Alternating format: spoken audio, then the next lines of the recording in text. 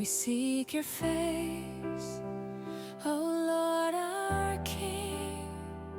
In every trial, 매일 성경 묵상을 돕는 해설 가이드입니다. 안녕하세요, 묵상 코치입니다. 함께 읽고 나눈 말씀은 역대하 6장 26절에서 42절까지 말씀입니다. 오늘 말씀은 어제 말씀에 이어 솔로몬의 성전 봉헌 기도입니다. 솔로몬은 백성들의 기도에 나타날 7가지 구체적 내용들을 제시하는데, 첫 번째는 공의가 실현되기를 기도했고 포로에서 자유롭게 되기를 기도합니다. 이어서 오늘 말씀은 세 번째 기도로 죄의 심판으로 가뭄이 들어 하나님께 기도할 때 용서하고 비를 내려주시기를 기도하는 내용으로 시작합니다. 불순종의 벌로 하늘이 닫히고 비가 내리지 않는 상황을 신명기에서는 하늘이 노시되고 땅이 처리되며 비 대신 티끌과 모래가 내린다고 비유합니다. 가뭄이 죄의 심판임을 깨달으면 하나님께 회개하고 죄에서 떠나야 합니다. 솔로몬은 하나님을 찾는 백성에게 마땅히 행할 선한 길을 가르치기를 강구합니다. 선한 길을 분별하는 배움은 백성을 순종으로 이끌 수 있습니다. 순종의 삶에는 하나님이 하늘의 보물창고를 열어 때를 따라 비를 내리고 땅에 풍요로운 수확을 주실 것이 약속되었습니다. 넷째 강구는 셋째 사항인 가뭄보다 다양하고 악화된 재난 때 개인이나 공동체가 하나님께 기도할 때 그들에게 응답하시기를 기도하는 내용입니다.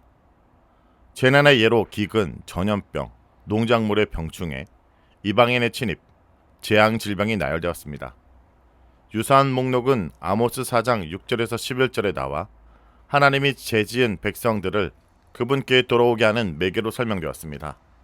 이처럼 어떤 고난이 닥칠 때에는 죄로 인한 것인지 분별하여 속히 하나님께 돌아가야 합니다. 그러면 그분은 우리를 용서하고 우리 행위에 따라 공정히 갚으실 것입니다.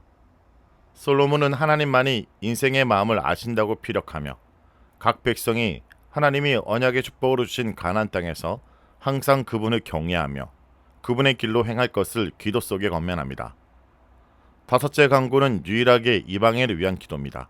하나님 백성인 이스라엘처럼 이방인도 하나님의 큰 이름과 전능하심을 직간접적으로 경험하여 그를 섬기기를 고대합니다.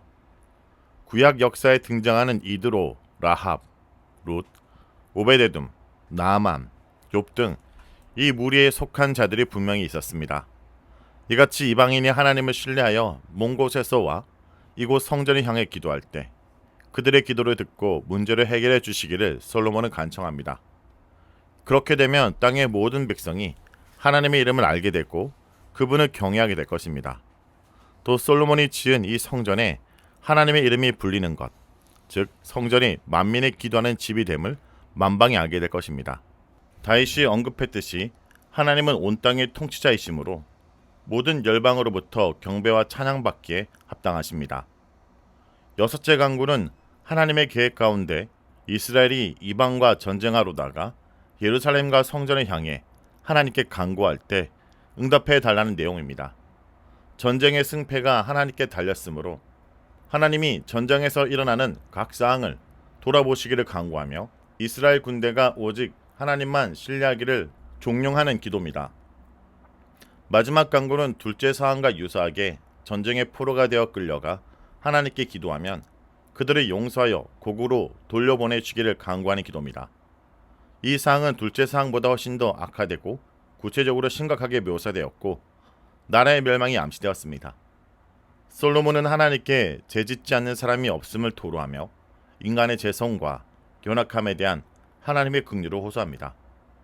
그는 전쟁의 패배, 나라의 멸망, 백성이 원근각처로 유배되는 근본 원인이 하나님께 불순종한 죄라고 설명합니다. 모든 패배나 실패가 죄에 자동적으로 수반되는 결과라는 뜻은 아닙니다. 하나님 말씀에 대한 불순종과 우상숭배가 그분의 심판으로 직결됨을 자신과 백성에게 경고하며 순종의 신앙을 유도한다 볼 수 있습니다. 설령 이스라엘이 죄로 인해 패망하더라도 하나님께 돌아와 용서해 빌 것을 솔로몬은 기도를 통해 건면합니다. 또한 하늘에 계신 하나님이 백성의 회개 기도를 듣고 그들의 사정을 돌보고 죄를 사하시길 청합니다. 40절에서 42절은 하나님의 임재와 은총을 간구하는 내용입니다. 솔로몬은 하나님의 임재와 은총을 구하며 기도를 맺습니다. 40절에 이곳의 기도에 당신의 눈을 여시고 당신의 귀를 기울이소서라는 간구는 중보 기도의 마무리로 하나님이 계신 성전이 백성의 기도처, 하나님과의 소통의 장임을 암시합니다. 하나님의 임재와 은총을 간구하는 41절에서 42절은 평행 본문과 달리 시내산 언약이 아닌 다윗 언약을 기초로 합니다. 역대기는 하나님의 부재를 경험한 포로기 이후의 기록이므로 하나님의 임재와 다윗 언약의 회복이 귀한 자들에게 가장 큰 열망이었을 것이고 다윗 언약이 강조되었다 볼 수 있습니다. 한편 41절에서 42절에는 다윗의 법궤 이송을 배경으로 한 시편 132편의 어휘와 내용이 등장합니다. 솔로몬은 다윗 때처럼 하나님의 능력의 법궤를 안치했으므로 하나님이 그분의 평안한 처소 성전에 임하시기를 먼저 간구합니다. 그리고 이 성전에서 하나님을 섬기는 제상들에게 구원을, 예배하고 기도할 성도들에게 은혜를 내리시기를 기도합니다. 마지막으로 다윗 후손에게 호의를, 다윗에게 약속한 언약의 인에 베푸시기를 상기시키며 하나님이 계속해서 다윗과 한 언약을 이루시기를 기원합니다. 성도 여러분, 이스라엘 백성들은 성전을 향해 기도해야 했습니다. 고난이나 징계로 받는 재앙 가운데서도 우리를 용서하시고 회복하신 하나님을 신뢰하며 성전을 향해 기도의 손을 들어야 했습니다. 왜냐하면 하나님은 죄를 깨닫고 회개한 자를 용서해 주시기 때문입니다. 하나님은 죄를 결단코 용납하지 않으시지만 하나님께 돌아오려는 회개의 몸부림과 호소에는 넉넉한 사랑과 은혜로 들어주시고 용서해 주십니다. 거룩한 하나님을 찬양하고 예배하는 성전은 하나님과 인간을 갈라놓는 높은 산성이 아니라 연약한 죄인이라도 하나님께 나아갈 수 있게 하는 유일한 통로였습니다. 성전에 올 수 없는 형편에 있는 자들이라도 성전에 향해 무릎을 꿇고 회개 기도를 올려드리면 하나님은 그들의 죄까지 사하여 주실 뿐 아니라 인생의 새로운 출발과 기회도 허락하십니다. 성전을 만민이 기도하는 집이 되게 하신 하나님의 뜻이 바로 여기에 있습니다. 하나님께 용서를 구하기에도 죄성스러운 죄가 나를 짓누르고 있진 않습니까? 하나님 앞에서 용서받지 못할 죄가 없음을 믿고 주님께 아뢰기 원합니다. 거룩한 성전을 통해 백성의 기도를 들어주셨던 하나님께서 유일한 중보자이신 예수님을 통해 우리를 만나 주실 것입니다. 말씀을 놓고 기도하겠습니다.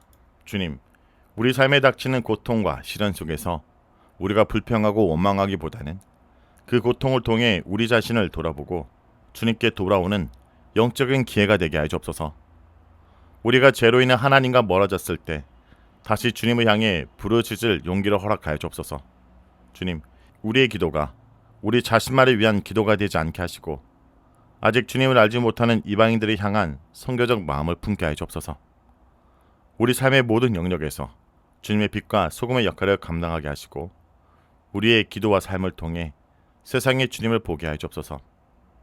가장 절망적인 상황 속에도 예루살렘을 향해 기도했던 이스라엘 백성들처럼 우리의 마음이 오직 주님을 향해 있기 원합니다.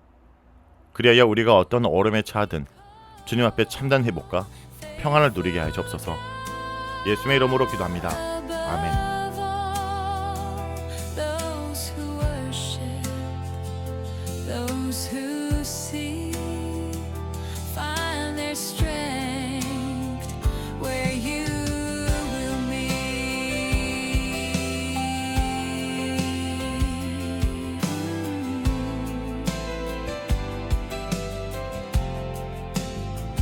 In the temple, hearts unite, we lift our hands.